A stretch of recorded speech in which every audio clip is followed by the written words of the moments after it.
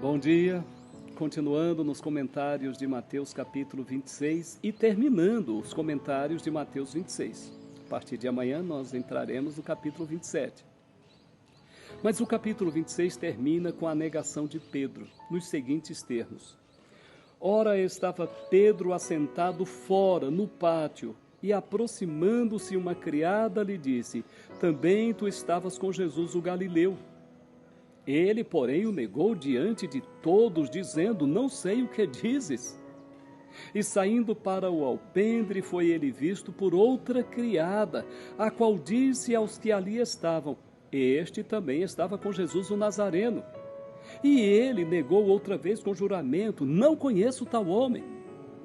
Logo depois, aproximando-se os que ali estavam, disseram a Pedro, verdadeiramente és também um deles, porque o teu modo de falar o denuncia. Então começou Pedro a praguejar e a jurar, não conheço esse homem.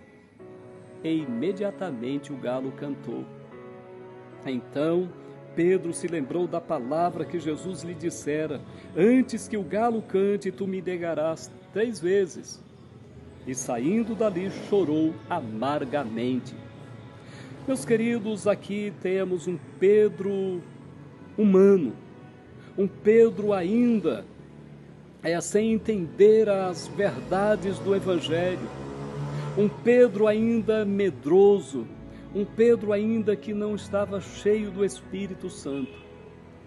Esteve com Jesus durante 3 anos, durante dias e dias, ouvindo Jesus pregar, ensinar, vendo Jesus fazer muitos sinais e maravilhas, teve o privilégio de ir para o Monte da Transfiguração, um Pedro que teve muitas chances, muitas oportunidades, muitas informações a respeito de Jesus, que era o próprio Deus.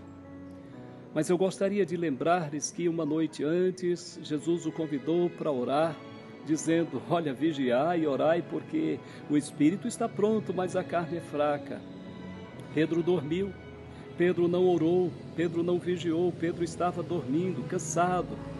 Preferiu o repouso do corpo do que a luta, contra os seus próprios erros e pecados. Jesus estava preso, já tinha sido esbofeteado, esmurrado, cuspido, humilhado, zombado. E Pedro estava de longe vendo tudo aquilo. Ele achou que era o fim. Ele não atentou que ali era o próprio Deus que estava sendo humilhado pelos homens.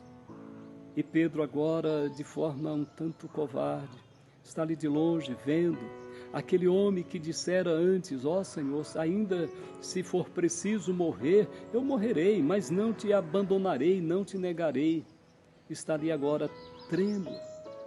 Aparece uma criada e diz, também tu estavas com Jesus o Galileu, e ele disse, estava não, nem conheço esse homem. Mais tarde aparece uma outra criada e diz, tu és um deles, Tu és um deles. E ele disse, de jeito nenhum, nem sequer conheço esse homem. Passa-se mais um tempo e as pessoas que ali estavam ao seu redor disseram para Pedro, tu és um deles, sim, o teu jeito de falar te denuncia. Pedro estava ali, provavelmente falou algumas coisas e o jeito de falar já parecia com o jeito de falar de Cristo. Talvez ele esteve lá dizendo ou combatendo os sacerdotes, as pessoas que estavam maltratando a Cristo. Seja lá o que for que Pedro falou, dava para se perceber que ele estava mais ao lado de Jesus do que contra. O teu jeito de falar te denuncia. E as pessoas disseram, você é um deles, Você está aí tentando defendê-lo, então você é um deles. Teu jeito de falar te denuncia. E ele então começou a praguejar e a jurar que ele não era um deles. Meus queridos, esta negação não foi apenas de Pedro. Ainda hoje há muitas pessoas que não vivem uma vida de comunhão com Deus, que não têm uma vida cheia do Espírito, não leem a palavra de Deus, não tiram uma horinha para orar por dia, enche sua cabeça de coisas que a TV e as redes sociais oferecem. muitas vezes enche o seu coração e a sua alma e os seus pensamentos de humor medíocre e falso e pecaminoso. Outros enchem a sua mente de pornografia, de mentiras, de suborno, de pecados, de imoralidade. Estão negando a Cristo do mesmo jeito. Outras pessoas, muitas vezes, até vão para a igreja, vão para os templos, mas é uma adoração fraca, vazia, como se ali não fosse nada, como se eles não estivessem adorando o Rei do Universo, o Senhor dos Senhores. Há muitas pessoas que negam a Cristo diariamente, não da mesma maneira que Pedro, não do mesmo jeito, não no mesmo episódio, mas de maneiras diferentes. Há pessoas que abandonam a adoração a Deus coletivamente nos templos, justificando porque lá na igreja tem gente falsa, tem gente ruim, tem gente isso, tem gente aquilo. Mas essa pessoa mesma não faz nada para que a adoração a Deus seja verdadeira e preferem fugir, como que justificando o abandono de Cristo, como se isso justificasse. Há muitas pessoas que estão negando a Cristo. Qual o remédio para isso? O que fazer para não negarmos a Cristo? É usar os meios de graça que Deus nos tem concedido. É nos enchermos do Espírito, é nos enchermos do Senhor Jesus, é nos enchermos da palavra do Senhor. É estarmos juntos, coletivamente, uns orando pelos outros, um fortalecendo o outro, um admoestando o outro. É louvando a Deus com alegria, procurando servir ao Senhor verdadeiramente. Pedro se afastou do convívio de Jesus e ele esteve no meio, lá na rodinha dos escarnecedores, onde as pessoas estavam ali se aquentando, mas zombando, e Pedro estava no meio deles. Ele ficou diferente e ele quis então ficar igual aos zombadores, aos blasfemadores. É isso que muita gente está fazendo, há muita gente negando a Jesus, deixando a igreja para estar nas rodinhas dos escarnecedores. Há muitos que, ao invés de estarem na igreja, estão nas festas, nas baladas, no convívio de homens que não têm nenhum temor a Deus.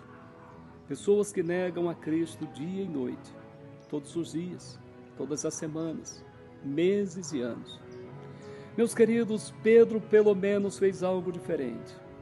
Ele sabia que tinha negado, quando o galo cantou. Ele então saiu dali e ele chorou amargamente. Pedro, então, quando ouviu o galo cantar, e Jesus havia dito: olha, Pedro, antes que o galo cante, tu me negarás 3 vezes. E ele tinha negado Jesus 3 vezes, e aí o galo cantou. E quando cantou, ele lembrou disso. E ele então saiu da roda dos escarnecedores. Ali começou, meus queridos, a recuperação de Pedro. Foi sair do meio daquela rodinha de pecaminosos, de zombadores, de blasfemadores. Ele saiu do meio deles. E a segunda coisa que ele fez foi chorar muito, chorar amargamente. Talvez seja isso que precisamos fazer. Abandonar um pouco as rodas dos escarnecedores e chorar, pedir, clamar, suplicar que Deus nos ajude, para que Deus abençoe sua vida, para que Deus abençoe a minha vida e o meu coração. Precisamos chorar amargamente, arrependidamente, e com certeza o Senhor nos perdoará. Deus te abençoe, no nome de Jesus.